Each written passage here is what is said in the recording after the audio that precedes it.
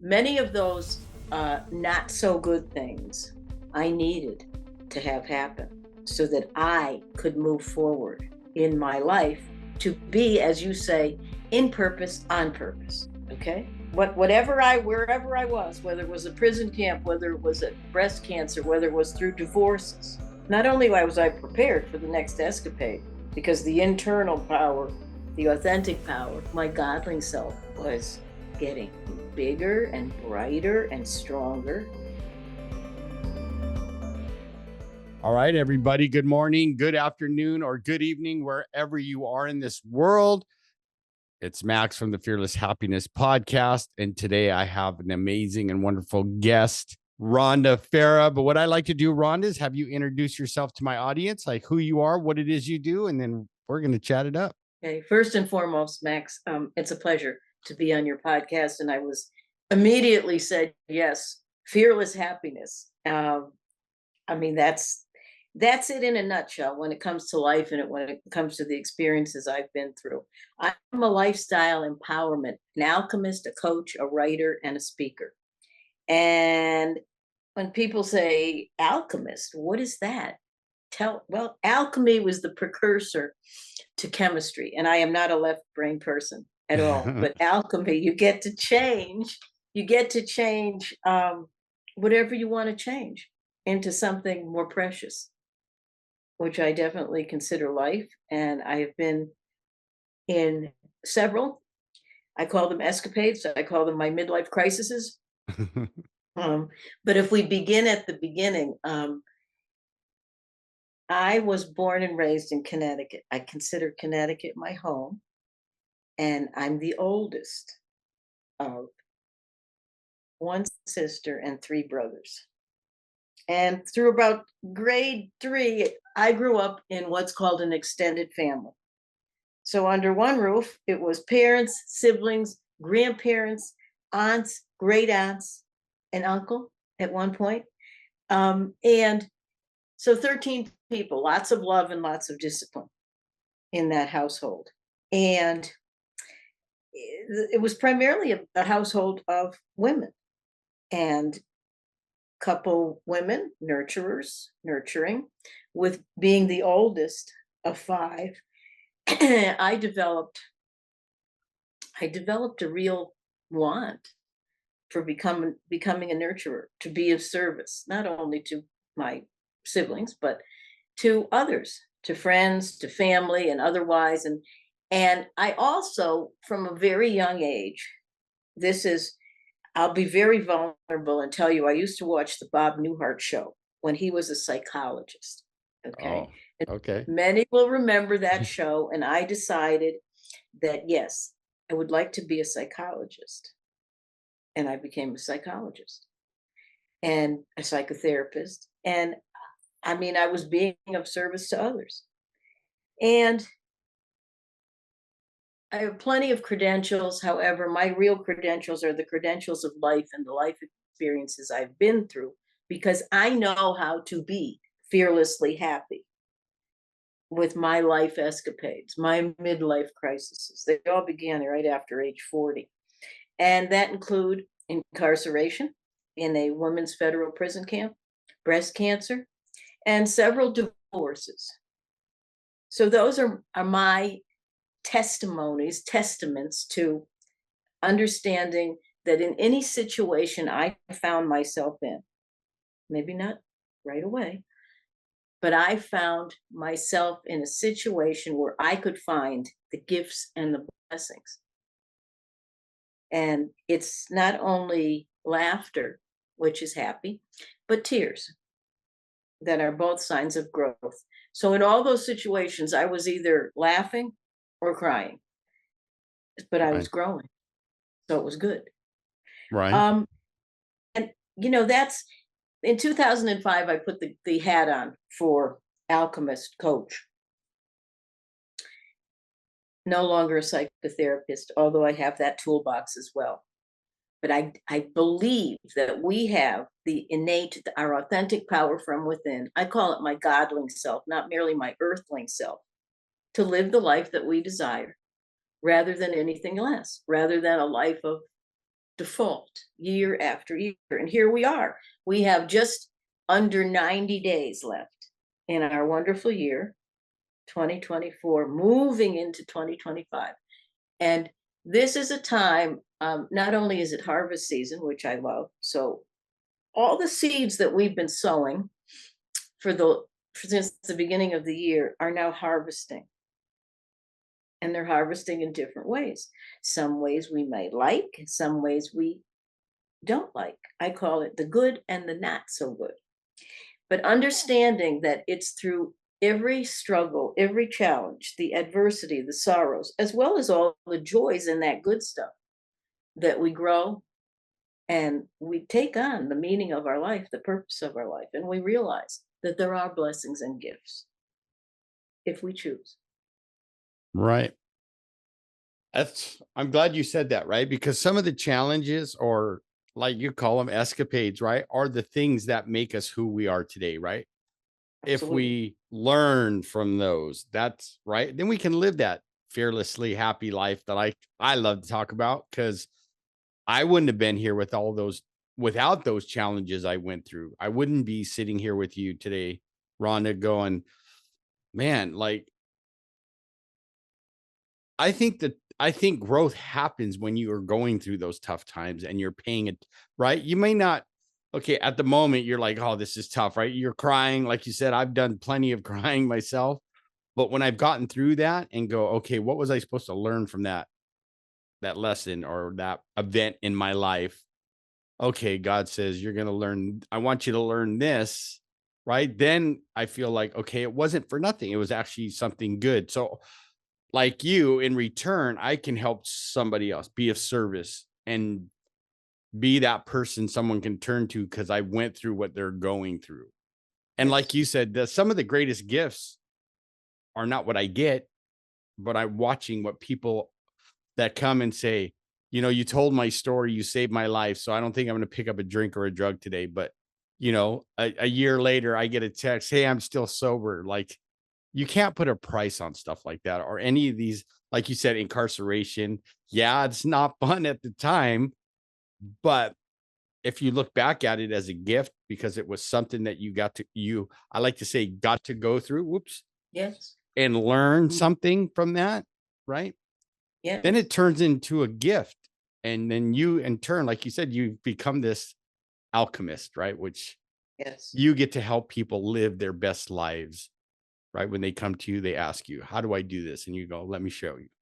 Talk about that a little bit more, and we'll get into Sure. your writing and stuff like that. But right, I've have, like, in the job I do, and they're young, I understand, but they always ask me, like, why are you always smiling?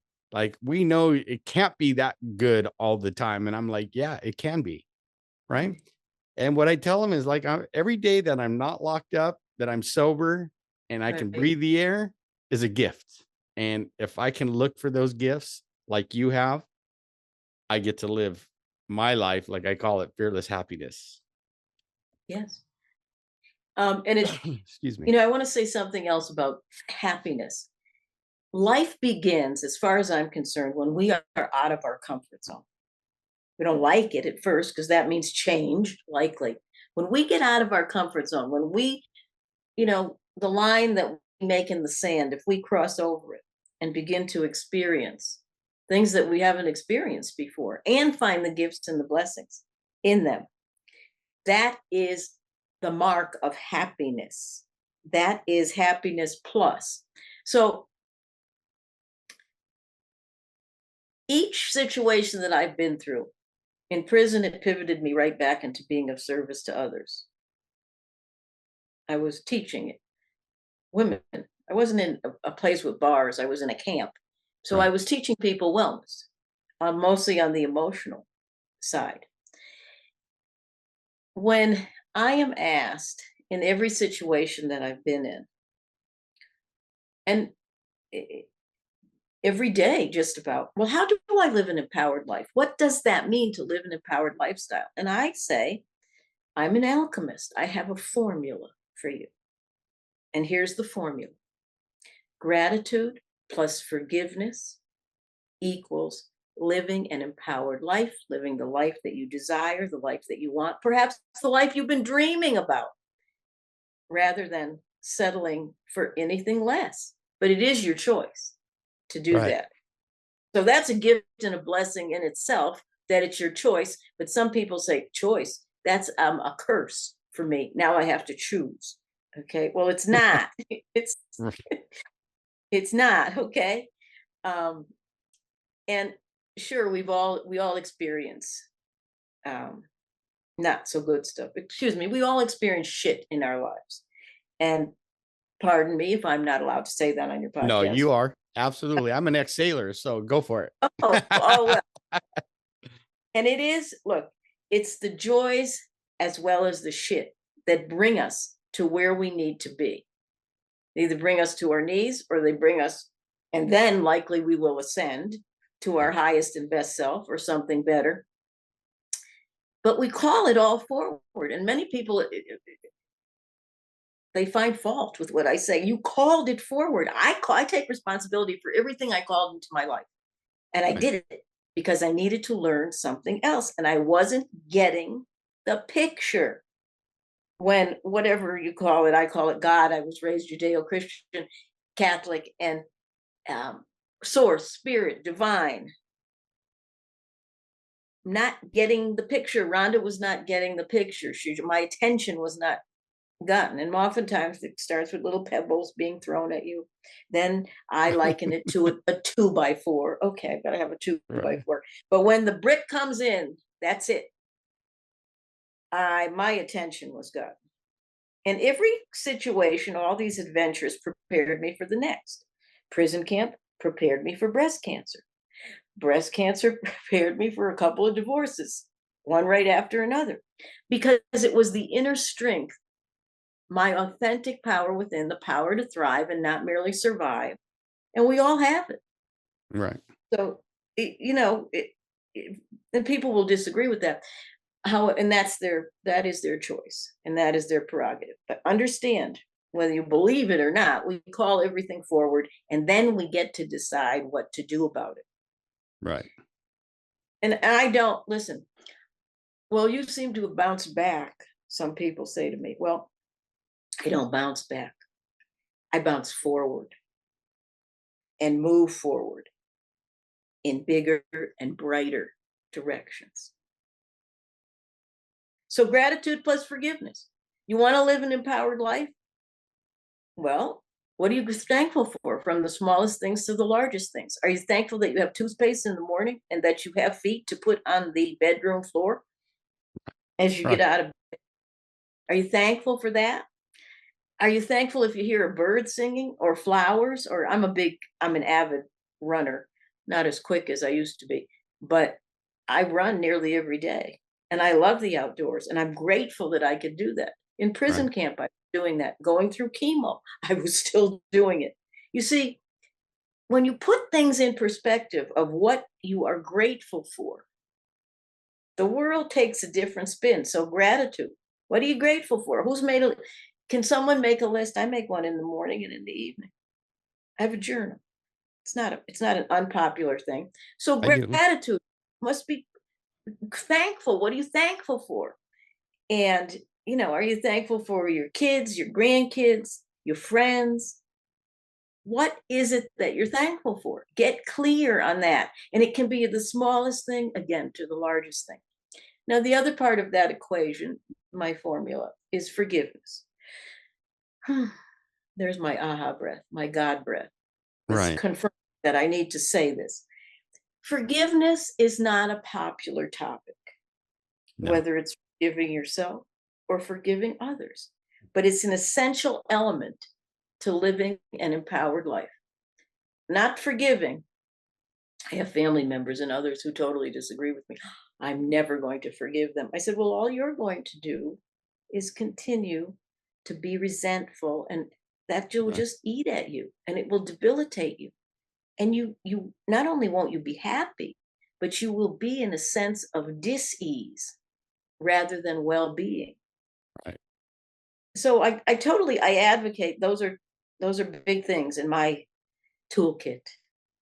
that I hand out, and I practice them both. I had a lot of people to forgive in my life with a lot of situations, and you know what? It's extremely, extremely liberating. Extremely. So I advocate that. You know what? I agree because I got to tell you, Rhonda, in my early recovery, right? Mm. My sponsor would say, Max, you need to forgive. And at first, that's all I heard was, you need to forgive, right? And, but I didn't listen to what he was saying after that. And I would go, like, no, that's not going to happen. Well, that's Mhm. why you're restless, irritable, and discontent, right? Like, and then he explained it. He goes, it's not for them, it's for you, right? I didn't say you had to forget, right? But you have to forgive. And something clicked in me, like, I get it, right? Because I went through a divorce long time ago and I held on to that anger and resentment for years because I was so angry and going, no, I'm not doing that. I'm not forgiven. I knew I had my part. Of course, I wasn't innocent, but I was in that mindset of, she hurt me. I will never forget her, or forgive her. And like you, I've learned over the years that, and I've heard it from, people, religious people that I know, people that are more on the spiritual end of things and don't go to church, but common thread, what you just said. And I'm so glad you said that: gratitude and forgiveness. You will live with a smile on your face for a long, till is it going to be perfect life? No, you and I know that, but I can still go through my day and smile because I know on my, in the morning, I do my gratitude journal. And I know at night before I go to bed, I'm going to do another couple before I go to sleep. Right. And then I go out throughout my day. And at the end of the day, where was I harmful, whatever. And then, okay, who could I forgive today for, a perceived wrong that was done to me? And if I can forgive, I go to bed with a smile on my face. Right. If I didn't, to tell the truth, if I didn't do all those things, like you said, have a gratitude journal and learn to forgive, you and I would not be speaking today. I'd be No, we stuck in some mindset where, like, I hate people. I don't want to talk to people. I don't want to do this. I don't want to do that. But did it happen overnight? Of course not, right? Because when you're in active addiction, you mhm. hold on to that stuff so tight, right?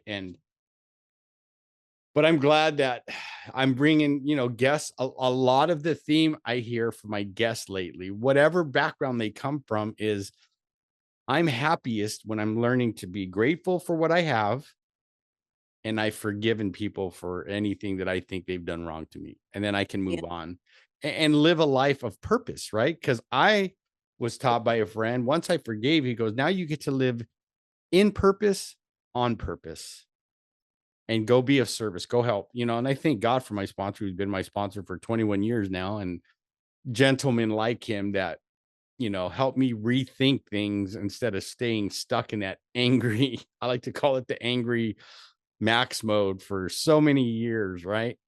right. And but okay, so like, people are already, I can hear them going, my audience going, well, she's been to federal prison, she's had breast cancer, divorce. How does she forgive some of those things that have happened to her? How did that start for you when you knew that forgiveness was something that I've got to practice, or I'm going to stay stuck where I'm at? Right. Um, Let me talk about a couple of things. Well, about 3 years ago, my brand changed for my business. My company has helped me, Rhonda, now. The brand is fix your reflection first and live your best life ever. And that's nobody, I'm not a stranger to mirror work. I don't think you are either, Max. Look in Right. the mirror. Who do you see when you look in the mirror? What do you see? Do you like what you see? Do you love whom you see in the mirror? Okay.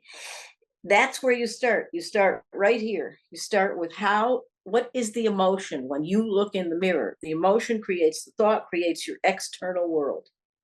Yep. And many of those not so good things I needed to have happen so that I could move forward. in my life to be, as you say, in purpose, on purpose. Okay? Wherever I was, whether it was a prison camp, whether it was a breast cancer, whether it was through divorces, not only was I prepared for the next escapade, because the internal power, the authentic power, my godling self was getting bigger and brighter and stronger. Not only was that happening, but I can now look in the mirror. I used to joke, Max. I used to joke when I 20 years ago, catch my reflection in the mirror 30 years ago with a piece of painted glass. Oh, look at, she's wonderful. She is so attractive. I'm talking about myself. I'm joking, kind of, right? Right. Okay. Today, I look in the mirror and I see the love of my life. Many people have said, you've been in Colorado Springs for 3 years. Have you met anyone? I said, I absolutely have. She's articulate. She's intelligent. She's attractive. She loves to garden. She's athletic. Loves to cook. Loves animals and children alike. Loves all people. Her name is Rhonda Farrah. I can look in the mirror and see the love of my life.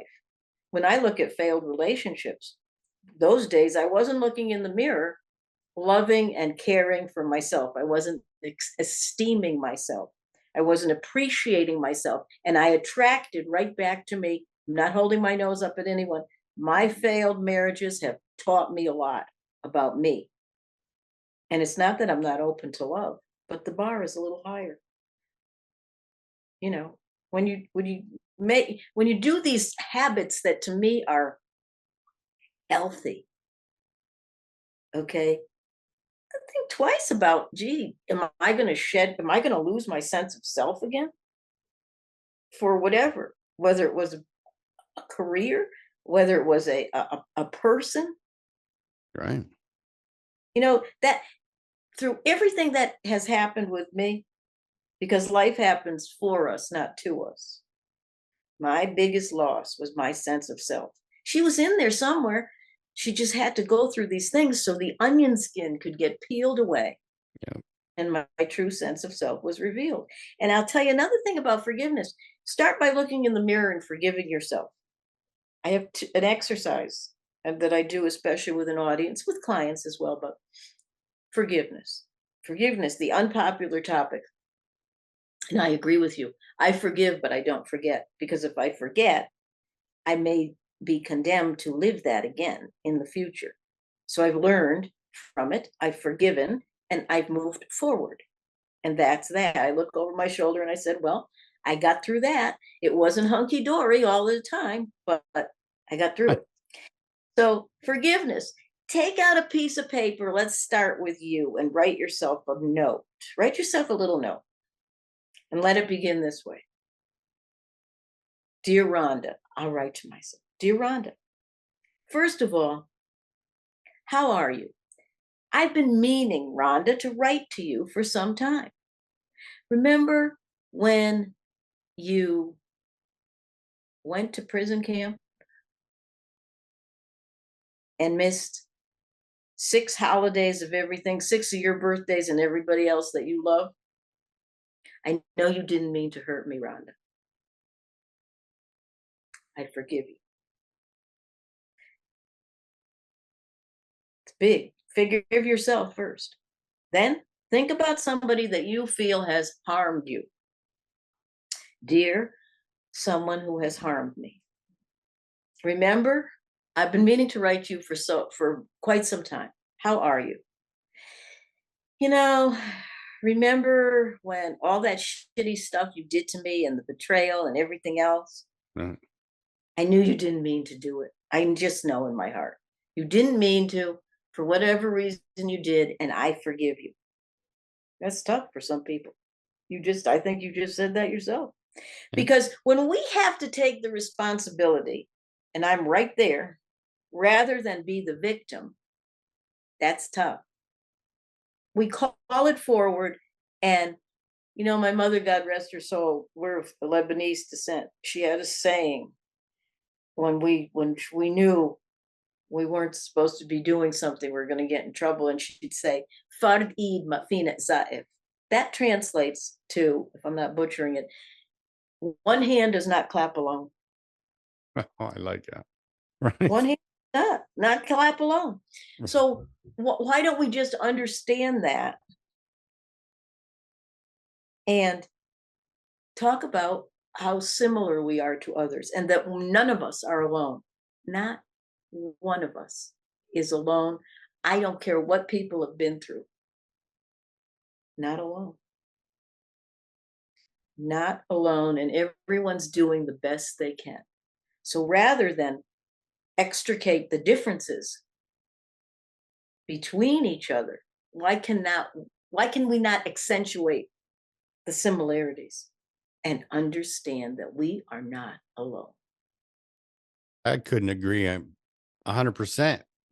I mean, that's how the program of AA works for, my Mhm. sponsor always said, don't go in the meetings looking for the differences because you're gonna get stuck. Like, Right. but look where the similarities, right?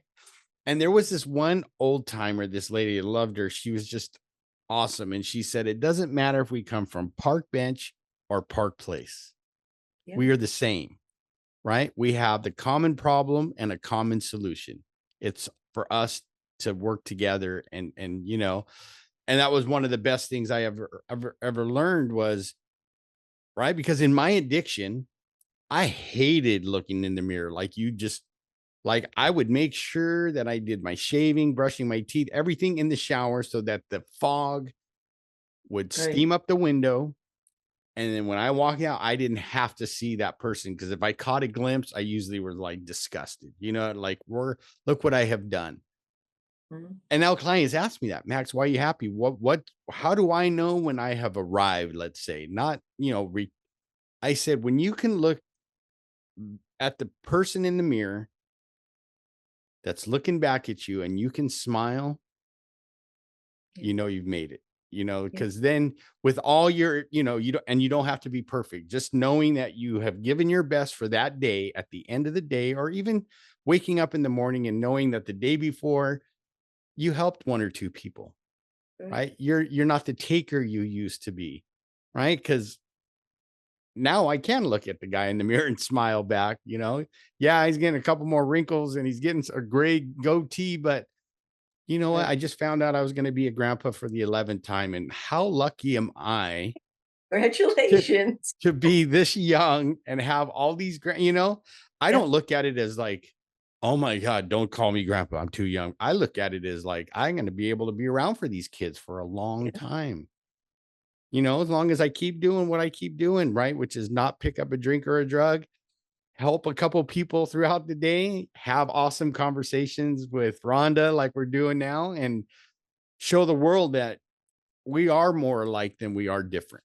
And I love that you said that because I believe it doesn't matter black, yellow, white, gay, straight, whatever. We are all, I believe, God's children, and He put us on this earth for a reason. Yes, we may come from different backgrounds, but He wants us, or she, the universe, whatever you want to call it, right? To get along and to help each other. That's the whole purpose why we're here, not to fight with each other, right? And thank Yes. God that I've changed my perspective. Like I said, I feel blessed that I'm here with you and get to have this conversation and listen to how your life has gone in the past and how you've come to where you are today. And that's it, because you appreciate not only you, but you appreciate the fact that it is a blessing to bless others. Don't look to get something in return. You just got it when you're blessing someone else. That's a blessing. Absolutely. And let others bless you. For some, it's hard sometimes as a woman. Oh no, I'm the nurturer, right? I'm this, that, the other Right. thing. And it's like, no, come on. You can bless me, sure. Whether it's a coffee or breakfast or dinner or a wonderful, talk and walk together. Right. It's a blessing. Take them Absolutely. up on it. Let them bless you because it's a blessing to others. Right. Because a lot of even the greats, and I always forget who said this one, right? It says, when you help enough people get what they want, you'll get what you want. Absolutely. Right. Yeah. And one of the personal development greats or Yeah. whatever. But that's, as I've became an entrepreneur and started hanging around like people where I want to be, Yeah, and I listen to them, and then I listen to people that I listen to on podcasts or read their books, and 99.99% of them always say, pour into others, give yeah, till it hurts, right? Do for others because you'll get blessed. You may not see it at the moment, but at the end of the day, like the payoff isn't about, I mean, yeah, money's great, right? We could pay bills, we can go on vacations or whatever, but it's that internal happiness, like you said, right? Our yeah.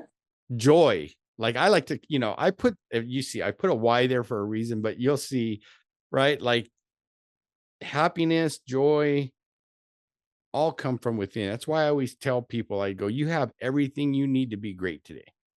And all you got to Right. worry about is from the time you get up till the time you go to bed. It's really That's not a 24-hour period because you're yeah, sleeping part of the time. no. And happiness is not, you bring up the fact it's not really happiness is not external in what you have, the stuff. Right. uh, And it depends. Who do you made that choice? You're not going to have a relationship with a bottle or anything else. Right. You just have a relationship with yourself, first of all. And then look at the blessings that ensue.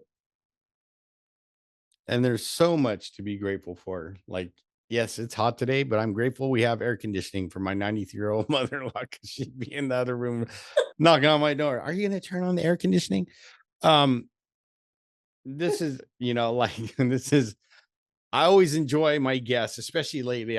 I've been blessed with having wonderful guests like yourself. We get to talk about, what makes you tick, obviously, and then talk about what you do, being a life empowerment alchemist.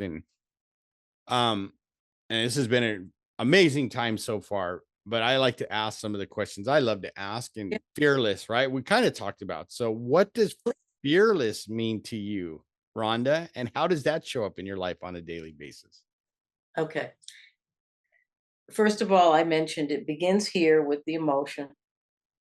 Emotions create a thought, creates what you've created in your world. So if you ever want to know what you're thinking and feeling, just look around at what you've created. And I believe when you say fearless, there's only two emotions in my book: fear and love. So to be fearless, one needs to say, well, what do I love about this situation? Don't you think I was a little fearful? Prison camp, breast cancer, what's going to happen with these divorces and everything in between, from assets to anything else? I replaced it with love. It wasn't that easy, believe me, but it's very basic. You either go fear way or you go love way. I'm not a Bible thumper, but something I learned very early on, a family member was saying to me, I wish another family member would die. Why do you wish that? Because of this, they won't, basically, it was a child speaking about someone else. They won't let me do what I want to do. I go, okay. So what you're doing is all you're exuding is this hate. Hate is a very strong word. You're exuding all this hate out. I said, want to know how to really make this work? The youngster said, how? I said, pray for them. She said, what? I said, pray for them. Say, oh God, I wish this wasn't like this, but I'm praying for them. Soften their heart. Do this, do that. Okay. And the question was asked, well, why would I do that? I go, well, there's this book. It's the um, most read book. The Bible is the most read book and the most book that is stolen because people steal it out of hotel rooms and motel rooms. So honest to Right. God, that's a fact. That's a Right. fact. And in the Bible, it says, pray for your enemies because it's worse than pouring hot coals on their head.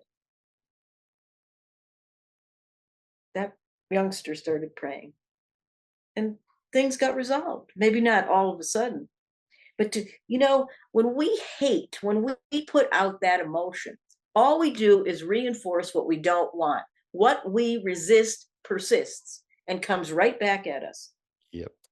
a million times more. That's why I tell that to my grandchildren and my children. I go, the more you put something out where like, oh, I hate this. And do you ever notice? I'll tell my son, do you ever notice that it keeps happening to you? Yeah. And he's all, yeah. I said, because you're putting that energy out.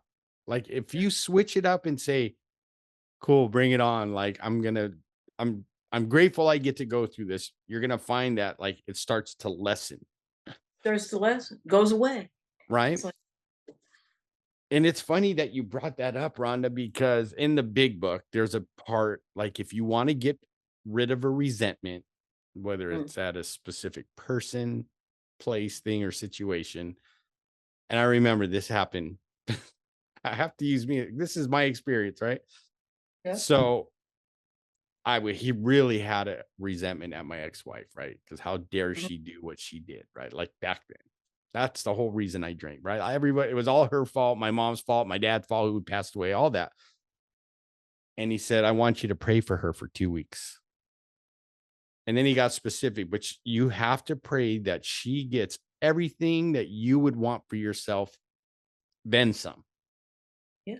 And I looked at him, Rhonda, and I said, you're not so nicely, but you're effing crazy. I am Mhm. not doing that. And he said, do you trust me? And I said, yeah. He goes, just do it. So I did it. By the end of that 2 weeks, I found that did it change her? Absolutely not. But did it change me? It softened my heart so that I could open up for more things good to happen. And I didn't hate so much. I noticed I wasn't walking around so tense and right. But I say that because this, like Rhonda mentioned, this has been around for thousands of years. This has been taught to humans all over the planet for thousands of years, right? Pray for someone and get the hate out of your heart. There's already, as you know, Rhonda, there's too much of that going on in the world right now. So I'm constantly praying for people I don't even know because just the things you see in the news, and I try not to watch the news. I'm just like, I better pray. But I mean, look, I don't know if he was a relative or she, but they started praying, right? I bet you they would came back to you totally different a week or two later, Absolutely. you know? I mean, Absolutely. there's power in prayer and forgiveness. And like I said, this has been an amazing time with you, Rhonda, and I've gotten to learn about you and you're teaching me and um how do I want to put it? Like strengthening some of the things I already know. Like, I mean, I always believe God is on time, right? There's things I need to hear because God Yeah. and Rhonda's right on time. She's my guest today. And so if my audience, Rhonda, wants to reach out to you, get you as a coach, have you speak, find out where you're right, what kind of writer and Yeah. stuff like that. How do they get a hold of you? My website is www.helpmerhonda, RHONDA, now.com. Helpmerhondanow.com. I welcome questions. I welcome comments about what I do, about this interview between us. And you can email me at Rhonda, RHONDA, at helpmerhondanow.com. I have a group coaching beginning November 7th. You'll find that on my website. There's also going to be an offer there for grossly discounted coaching because we have less than 90 days left in the year. Let's jumpstart our progress into 2025.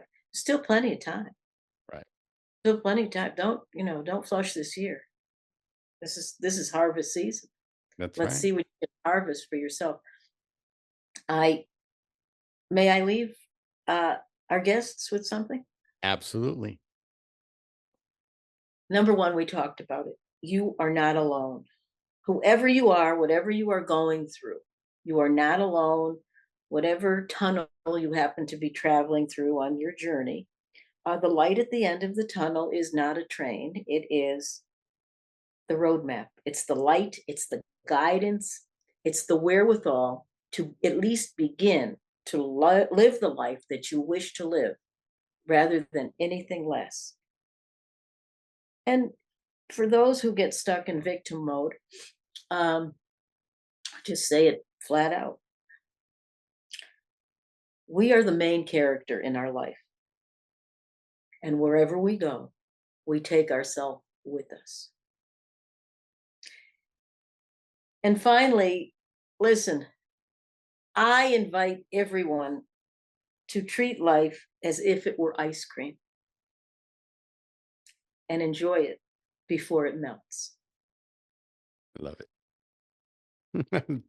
I'm a big ice cream fan, but I can't eat it like I used to anyway. But I will take a big bite out of life and enjoy it. Yes. You know, and you have to. You got to live in the moment and just be grateful for, like you said, I am grateful when I can put my feet on the ground, right? And stand up in the morning and go. There was a time where I'd roll out of bed because my back hurt so bad, or it was Right. But you know, this has been like I said, a wonderful, wonderful time, Rhonda. Thank you for being here and sharing yourself with my audience and your wisdom. But you're not off the hook just yet. I have my last and final question, which is my favorite of all my guests, and it goes like this. What Okay. is the one piece of advice you could give my audience that will help them grow as human beings and become better people? Practice self-love and self-care. Get in front of that mirror and find at least 3 things that you like about yourself. That's self-love, that's self-care. Esteem yourself, appreciate yourself, respect yourself. You will be much happier from within, and you know what? You will attract all that stuff, that care, that love, that respect, that esteem, that appreciation right back at you. It begins with you. Well, you heard that, everybody. I've been telling you that for years. Well, at least 3 years I've been doing this, but now you hear it from most of my guests, right? It does. It starts with us. That's Starts in here, what right? Yeah. This has been a great time, Rhonda. Thank you Thank you. so much. My And pleasure, man. you know, we could probably go for hours. There's so many different things we could talk about, but I've enjoyed every minute, every second with you. So thank you again. So you heard her, everybody. If Rhonda made you think, if she taught you something, if she made you smile, and my famous, if she made you go, I like that. Please go to iTunes and leave a 5-star review so more people can find the podcast. And again, good morning, good afternoon, or good evening, wherever you are in this world. It's Max from the Fearless Happyness Podcast. Until next time.